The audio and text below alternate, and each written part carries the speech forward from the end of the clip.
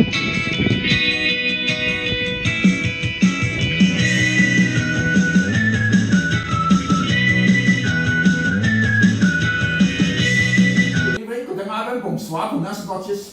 to investors in North and South America.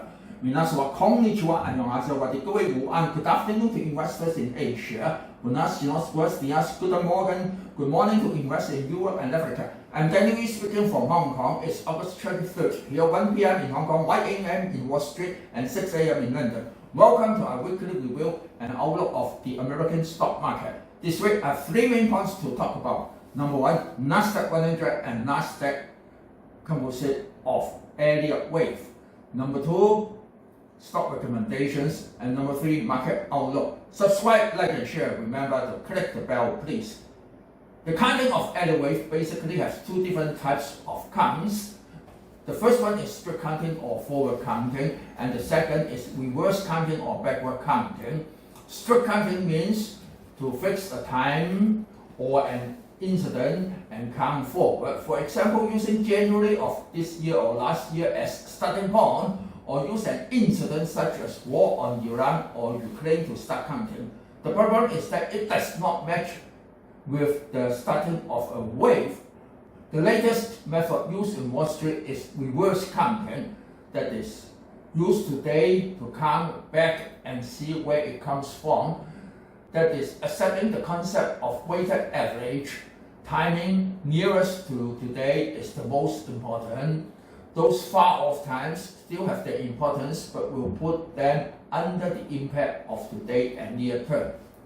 In the video of last week, we counted the nearest wave starting from golden peak of late March 2026. This time, we can extend back to the golden peak of early April 2025 and find out their relationship. Mind that this year, Dow Jones and S&P already has several record highs, but in July and August, there were no record highs in NASDAQ, so we have to use NASDAQ as top of wave 5 to find out what has happened and what will happen.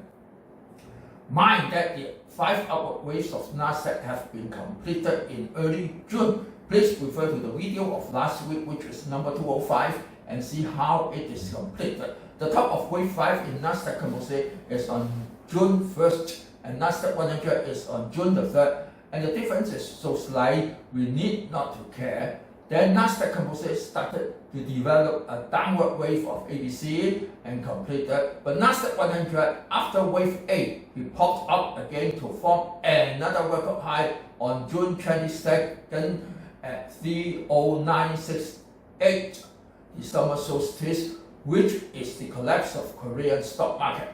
Therefore, this point became the top of wave 5 of NASDAQ 100. So on July 29th, that is the collapse of situation awareness. It is wave C of NASDAQ Composite.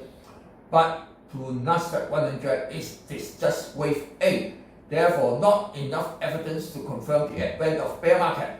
Both of them are in wedge form, but NASDAQ Composite can say to start another upward wave 1, and this wave is just wave B of NASDAQ 100. So what we have to do is to fix the previous wave and see how it forms 5 upward waves and 3 downward waves. We have to confirm the previous bottom is on April 7th, 2025, and NASDAQ Composite is at 16460, and NASDAQ 100 is at 14784. On that day, I suggest buying the MSTR, and it really walked up from the very bottom. The 5 waves of NASDAQ Composite are shown as this, with the top on October 29th at 24019 and NASDAQ 100 on October 30th at 26399. The difference is so slight that we can neglect it. Thus, we can see the downward wave of ABC also ended on March 30th, 2026 for both indices. We can also confirm that it is the bottom, but for the wedge zone, or some people call them round top or curved top, it is an unsuccessful pattern for a lack of 2 big candlesticks or jumping gap down. It is hard to say that it is a trap, but surely an unsuccessful pattern. What we have to keep in mind is that a pattern has will or force pattern. and also has a successful or unsuccessful pattern. Don't just say it is round up or curved up and it will fall. We need confirmation after all. Chart analysis is not just to say this pattern is similar to that, but to find out the exceptions and standard pattern. Exceptions means not according to standard theory. That is the most important thing.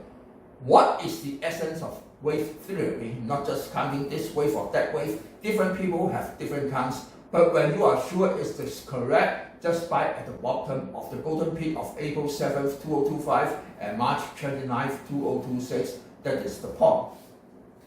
The secret of success is that you must have a market diary.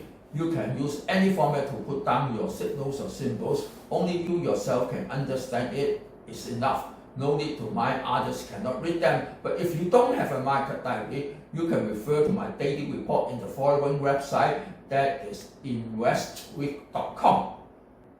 For stock recommendations, I once suggested buying TEM and PLTR at low, but TEM just put up the year line and it is time to catch the last trade. Please be noted that the next trend of the market will be healthcare products, still quite a distance to meet with the previous high.